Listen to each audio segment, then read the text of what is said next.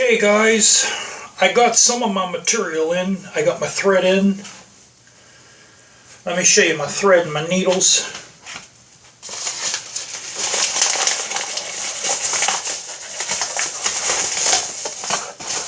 I'm going to use beige thread.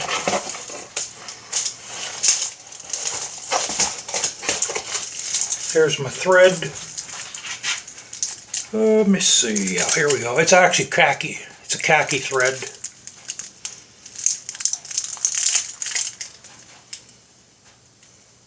Size 138. And I got a bunch of new needles.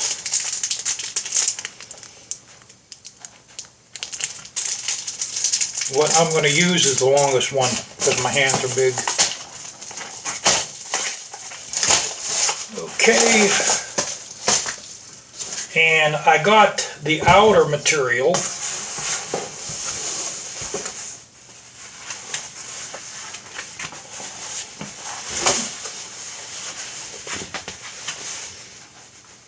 like a chestnut color.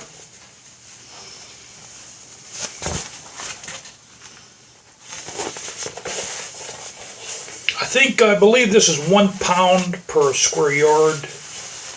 So it's pretty thick. Came in a mammoth box so that it doesn't bend. I got my template already cut out. We're using, I'm going to use another piece of vinyl for my template.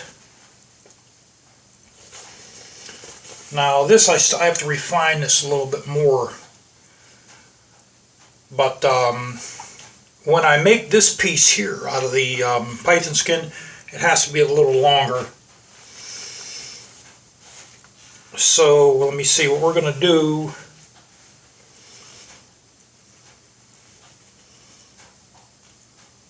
Yeah, we'll make it, I'll make it about 1 inch longer. Then the sides, we'll make the sides a little longer and the front longer. And we'll start from up here. Now when I glue this down, I'm going to glue this down a little at a time. I'm not spraying the whole seat like I normally would do. We're going to spray the top section because I have to get it centered. And my outer pattern will be sewed onto this. So when we glue this down, it has to be perfectly centered. It has to be symmetrical on both sides. And then the excess, after I glue the whole seat down, we'll cut the excess off. Alright, now let's go over where the Honda is. Okay, here's the Honda. Here's the new case. I got the gaskets off pretty good. I replaced the bearings, all new bearings. Now we still have to blow this out with compressed air. We have to blow out all the little channels where the oil goes in. And then instead of me spray painting this black, guys, I'm going to spray paint it wrinkled silver. I'm going to get, VHT makes a real good spray paint. First we'll clean this off with acetone. And even like when I put my gaskets on, I'm cleaning the gasket surface off with acetone too. But we're going to clean this off with acetone. We're going to clean it off with acetone, including the inside too. Then we'll spray this down with my VHT wrinkle silver. Because I'm making everything silver. I'm going to make the head silver. The only thing I'm not painting silver is my valve cover. So we popped out all the bearings, and I also did the same thing with this half too. We popped out these. I even got the main bearing out. We replaced the main bearing with a new one, and got our main bearing retainer cover off. Let's turn this guy here around once. Now, if you ever try to take this off, these are a real bitch to get off. You can't get these screws out, even with your oil pump. There's only one way to get them off, and that's with an impact screwdriver, or you will not get these screws out, and you won't get your oil pump out either. So any of you guys out there trying to get your oil pump off of your Honda Rebel, this is what you need. And also, you'll probably need a hammer like that. And learn how you work these. In order to unscrew your screws, you have to turn this to the right. Because when you hit it, it goes to the left. And it takes these out. Also, what I had to use is I had to use heat on these too. I had to heat these up for 50 seconds. Then I hit it with my impact driver a couple times and it broke the screws off.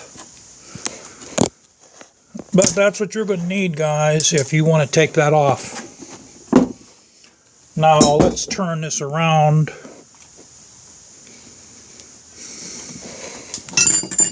As you see, I also took those rods off too. I also got, I'm replacing all the seals in this too. This is your shifter seal shaft, your shifter shaft seal. This was a bear to get at. That's what's left of it. And we're replacing our sprocket shaft seal. And we're replacing our main bearing seal. So it's going to have all new seals.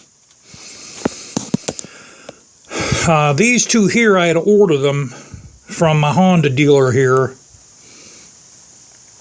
So yeah, I mean, this has not been taken out since 1985. This was a bear to get out.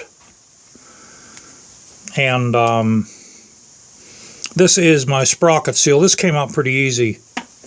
But these are really, there's only one way you're going to get these out, and that's taking your engine out, taking the engine apart, sitting on a bench like this.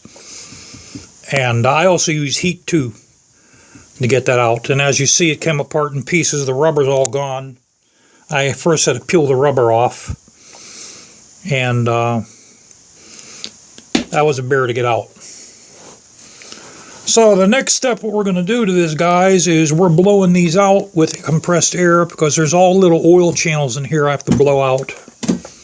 And the reason why I took that off is, I don't know if you can see this little piece of aluminum here.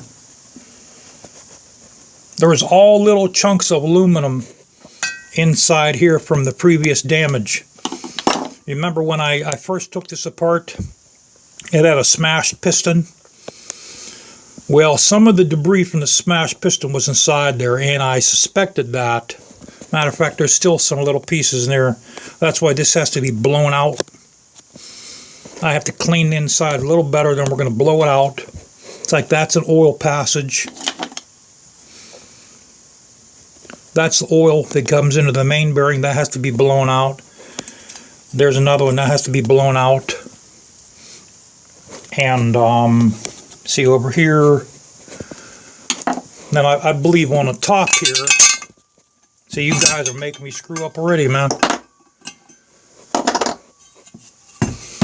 It's like, yeah, here's another one here. This has to be blown out. Matter of fact, I put a wire in there to make sure that's open. And on top of this one here, you have the same thing. This is your neutral switch. This is your neutral switch detector.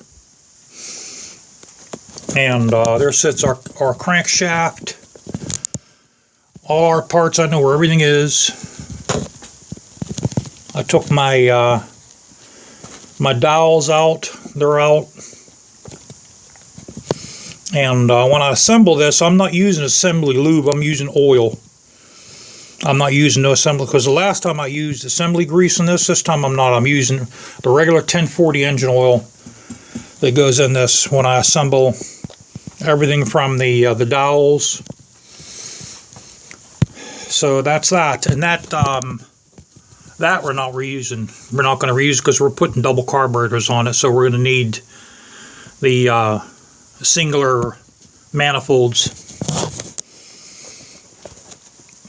So the next thing we have to do, we have to blow this out, blow all the little compressed areas. This is an oil guide right here. That's an oil guide. And we have our transmission over here, the way it come out. That's your transmission drum. We're putting the, I think this is, if I'm not mistaken, I think this is a 30, this is an aftermarket sprocket. No, or you know what, this might be the original sprocket. I put the 32 sprocket in the back, that's right. And yeah, this time I took this out right, guys. I'm not going to have to go through hell to figure out where all these go. So that's that. We'll blow this out, blow the oil passages out, we'll clean it, and we'll paint this. Then once my seals come in for this, we can assemble it.